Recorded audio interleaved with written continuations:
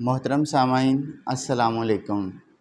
मैं हूं डॉक्टर मोहम्मद सज्जाद और मैं आज फिर आपके यूट्यूब चैनल पे एक नई किताब और एक नए मुसन्निफ़ के साथ हाज़िर हुआ हूं।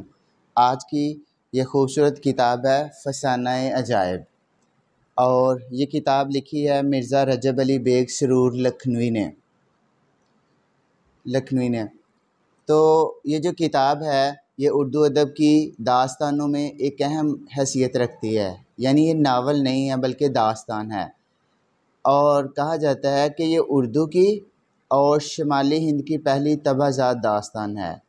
यानी ये ऐसी दास्तान है जो किसी दूसरी किताब से अख़ज़ नहीं की गई बल्कि ये मुसन्निफ़ की ख़ुद लिखी हुई है और ख़ुद इसकी क्रिएशन है।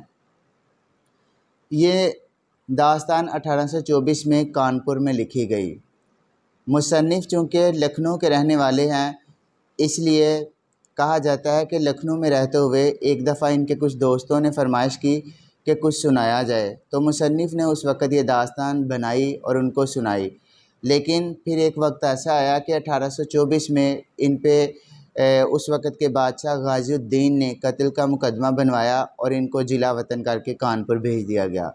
वहाँ पे इन्होंने मिर्ज़ा असद अली जो इनके दोस्त थे उनकी फ़रमाइश पे ये किताब तहरीर की और यही भी कहा जाता है कि ये किताब मीर अमन की जो किताब किस्सा-ए चहार दरवेश है उसका जवाब है और इस किताब के अंदर लखनऊ की तारीफ़ और कानपुर की मज़म्मत की गई है।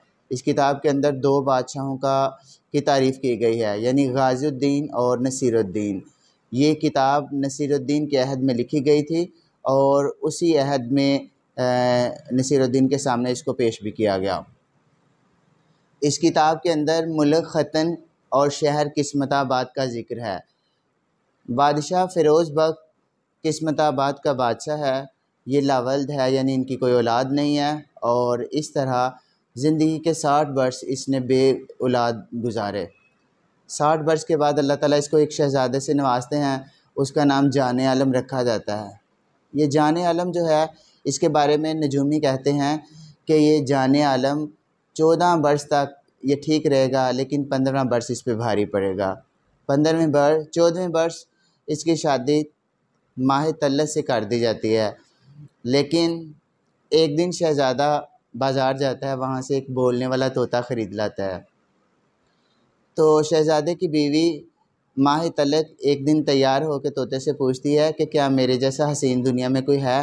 तो तोता उसे कहता है कि आपसे बढ़ के भी बहुत सारे हसीन हैं। माह तलत को ये बात पसंद नहीं आती, वो तोते को मारने लगती है। लेकिन इसी असना में जाने आलम यानी शहज़ादा आ जाता है और वो तोते को बचा लेता है। वो तोते से कहता है कि आप मुझे हाल बताओ।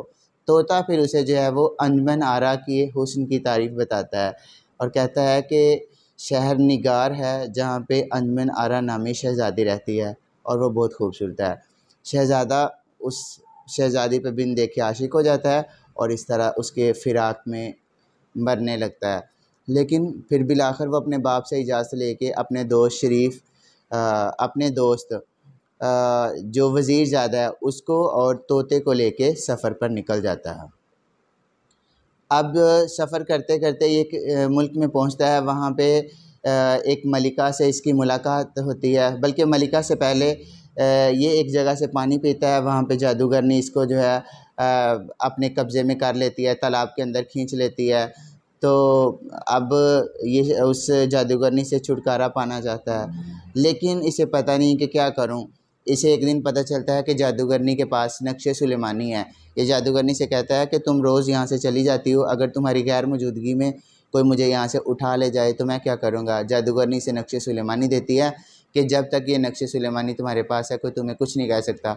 तो फिर शहज़ादा जाने आलम उसी नक्शे सुलेमानी की मदद से वहाँ से फ़रार होता है और ये होते होते मलिका मेहर निगार के महल में पहुँच जाता है। मलिका मेहर निगार भी गैर शादीशुदा औरत है और अपने बाप के साथ हुकूमत करती है। ये मलिका मेहर निगार इसको पसंद करती है और ये कुछ दिन मलिका मेहर निगार के पास रहता है, फिर उससे शादी का वादा करके वहाँ से लौटता है।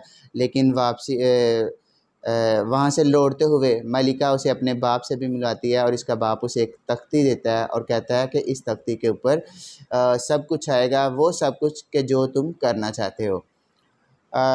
शहज़ादा होते होते वहाँ पे शहज़ादी के पहुँच जाता है, अंजुमन आरा के इलाके में पहुँच जाता है। वहाँ पे जाके पता चलता है कि अंजुमन आरा को एक जादूगर उठा के ले गया है। अब वहाँ पे मातम का समा है, लेकिन ये शहज़ादी के वालिदैन से वादा करता है कि मैं आपकी बेटी अंजुमन आरा को ज़रूर लेके आऊँगा। ये वहाँ पे जाता है और उस देव से मुकाबला करता है और शहज़ादी को छुड़ा के ले आता है। दोनों की शादी हो जाती है और उसके बाद जो है वो वहाँ से हंसी खुशी रुखसत होते हैं और दोबारा से जो पीछे मलिका होती है, मलिका मेहर निगार, उसके इलाके में आते हैं। वहाँ से मलिका मेहर निगार को अपने साथ लेते हैं, उसके भी शादी करता है शहज़ादा और फिर अपने इलाके की तरफ रवाना होता है। लेकिन जब ये वहाँ से चलते हैं तो मलिका मेहर निगार का बाप शहज़ादे को एक मंत्र बताता है, एक दुआ बताता है और कहता है कि अगर तुम ये मंत्र या दुआ पढ़ोगे तो तुम अपनी जान किसी और कालब में, यानी किसी और शख्स या जानवर के जिस्म में अपनी जान दाखिल कर सकते हो। शहज़ादे को ये मंत्र पसंद आता है, सफ़र पे चला जाता है। दूसरी तरफ इसका दोस्त वज़ीरज़ादा जो रास्ते में इससे बिछड़ जाता है, वो दोबारा से मिल जाता है। वज़ीरज़ादे को शहज़ादे की बीवी अंजुमन आरा पसंद आ जाती है। वो उस पर डोरे डालने की कोशिश करता है, लेकिन कामयाब नहीं होता। अब वो एक नई चाल चलता है। उसे जब पता चलता है कि शहज़ादे के पास एक ऐसा मंत्र है जिसकी वजह से दूसरे कालम में जान डाली जा सकती है, तो वो शहज़ादे को कहता है कि अगर ऐसा है तो तुम मुझे इसकी प्रैक्टिस तो दिखाओ। वो जंगल में जाते हैं, वहाँ पे एक मुर्दा बंदर पड़ा होता है। तो वज़ीरज़ादा शहज़ादे को कहता है कि तुम ऐसा करो कि इस मुर्दा जानवर में अपनी जान डाल के दिखाओ। शहज़ादा ऐसा ही करता है, वो मंत्र पढ़ के अपनी जान मुर्दा बंदर में डालता है और वज़ीरज़ादा चालाकी से उसी मंत्र को पढ़ के अपनी जान शहज़ादे के जिस्म में मुंतकिल कर देता है और अपने जिस्म को टुकड़े टुकड़े करके वहाँ पे फेंक देता है। अब वज़ीरज़ादा जो कि शहज़ादा बना हुआ है वापस ख़ैमे में आता है और शहज़ादे की बीवियों के साथ जो है वो अपने आप को शहज़ादा ज़ाहिर करता है। लेकिन मलिका मेहर निगार बड़ी समझदार औरत है, उसको पता चल जाता है कि ये शहज़ादे के जिस्म में कोई और रूह है, यानी ये शहज़ादा नहीं है। वो समझती है कि अब क्या किया जाए। वो फिर दूसरी औरत यानी शहज़ादी ज़रनिगार के साथ मिलके एक तरकीब बनाती है और वो कहती है कि हमें इससे छुटकारा पाना है।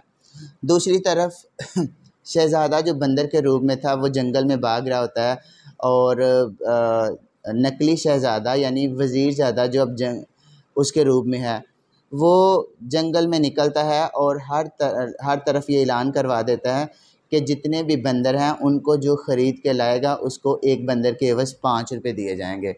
इस तरह सारे लोग इलाके भर के बंदरों को पकड़ के उसके पास लाते हैं और सारे बंदर ख़त्म कर देते हैं, लेकिन वो बंदर हाथ नहीं आता। फिर ये मज़ीद नकली शहज़ादा ऐलान करता है कि अब जो बंदर पकड़ के लाएगा उसे 1000 रुपया इनाम दिया जाएगा। फिर भी बहुत सारे बंदर आते हैं, लेकिन असल बंदर नहीं आता। उस इलाके में एक चिड़ी मार होता है, वो चिड़ियाँ पकड़ के गुज़ारा करता है। वो ये ख्वाहिश करता है कि काश मुझे वो बंदर मिल जाए और मैं उसे बेच के 1000 रुपया ले लूँ। एक दिन वो जाल लगाता है, बंदर उसमें फंस जाता है, वो अपने घर लाता है, लेकिन उसकी बीवी जो है वो बंदर से उनसियत रखने लग पड़ती है। इसकी वजह यह है कि वो बंदर बोलने वाला बंदर है और वो बच्चों की तरह बोलता है। बीवी को ये बंदर पसंद आता है और वो उसको बच्चों की तरह रखने लगती है। उनके घर के साथ एक सौदागर आके ठहरता है। वो रोज़ाना उनके घर से बच्चों की आवाज़ें सुनता है। एक दिन आके कहता है कि आपका बच्चा बड़ा प्यारा बोलता है, लेकिन वो बताते हैं कि हमारे पास तो बच्चा है ही नहीं, हमारे पास तो बंदर है। इस तरह सौदागर पे ये उकदा वाह होता है कि इनके यहाँ ही वो बंदर है जिसकी तलाश उस वज़ीरज़ादे को है, यानी नकली शहज़ादे को है। इस तरह उस नकली शहज़ादे यानी वज़ीरज़ादे तक ये ख़बर पहुँच जाती है। सौदागर वो बंदर लेके वहाँ पे जाता है। अब मलिका मेहर निगार को पता चलता है कि असल बंदर अब आ रहा है। वो शहज़ादे से कहती है कि मैं भी उस बंदर को देखना चाहती हूँ। जब उसके ख़ैमे के सामने से बंदर को गुज़ारा जाता है तो मलिका मेहर निगार उस बंदर के सामने एक तोते का सर मरोड़ती है। तो बंदर के कालब में जो शहज़ादा होता है वो समझ जाता है। वो फ़ौरन बंदर को छोड़ के उस तोते के कालब में आ जाता है और उड़ जाता है। इस तरह से जो है वो शहज़ादे की बंदर से जान छूटती है। अब वज़ीरज़ादा जो है वो मज़ीद इधर-उधर देखता है कि क्या किया जाए, लेकिन मज़ीद जो है अब ये देखने के लिए कि अब मज़ीद इस बात को देखने के लिए कि शहज़ादे को कैसे बचाया जाए, इसको वो इस तरह करते हैं कि हर तरफ मुख्तलिफ़ लोग दौड़ाते हैं, लेकिन ऐसा नहीं होता। अब दोनों मलिका और शहज़ादी एक प्लान करते हैं और वो ये कहते हैं कि हम किसी तरह से शहज़ादे को तोते के कालब से भी बाहर निकालते हैं। महर निगार और अंजमन आरा यानी मलिका और शहज़ादी दोनों एक चाल चलती हैं और वो दोनों चाहती हैं कि अब इसको जाने आलम शहज़ादे को तोते से निकाल के इंसान के बतन में लाया जाए, यानी इंसान के जिस्म में लाया जाए।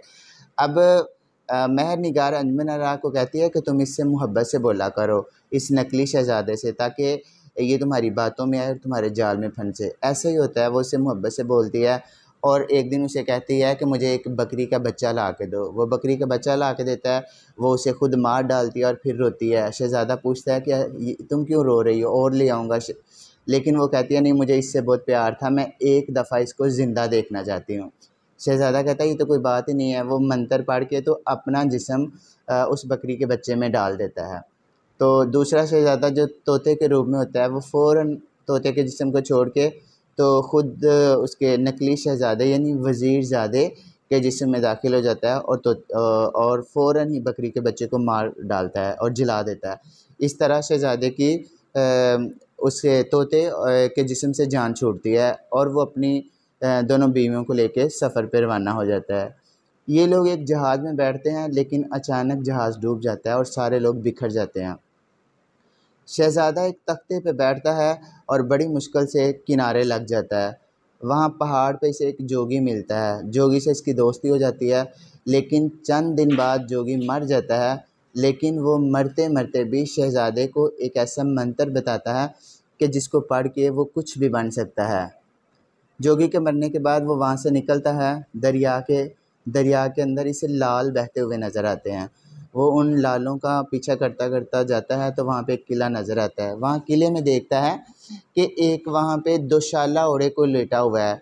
वो जब उस दोशाले को उतारता है तो वहाँ पे बगैर सर के एक धड़ होता है और सर ऊपर लटका होता है। वो बड़ा हैरान होता है और मक्खी बन के वहाँ दीवार के साथ लग जाता है। अचानक एक देव आता है। देव वहाँ पे आके एक फूल जो है उस सर के साथ लगाता है और वो सर जुड़ जाता है और शहज़ादा ये देख के हैरान हो जाता है कि वो तो उसकी बीवी जो है वो अंजमन आरा का सर है। देव के जाने के बाद शहज़ादा ऐसे ही करता है। बीवी उठ जाती है, सर जुड़ जाता है, वो दोनों बातें करते हैं और वो सोचते हैं कि यहाँ से कैसे निकलें। फिर वहाँ से एक नेक दिल देव गुज़रता है। वो उन्हें कहता है कि मैं तुम्हें जान तुम्हारी छुड़वाऊँगा।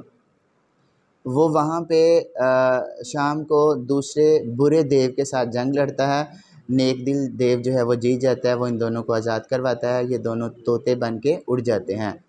अब दूसरी तरफ मलिका महर निगार जब दरिया में डूबती है तो इसे एक बादशाह अपने जहाज़ पे बिठा के ले जाता है। लेकिन मलिका उसके महल में खुश नहीं होती। एक दिन वो बाग में टहल रही होती है कि असल वाला जो तोता था, जो उनके साथ उनके शहर से आया था, वो उसके कदमों में आके बैठता है और उसे बताता है कि मैं जाने आलम का तोता हूँ। मलिका बहुत खुश होती है। फिर ये जाने आलम और शहज़ादी के ताक़ुब में निकलता है। जंगल में जाके देखता है कि 2 तोते वहाँ पे बैठे हुए हैं और वो बातें कर रहे हैं। ये उनके पास जाके कहता है कि मैं वो वाला तोता हूँ।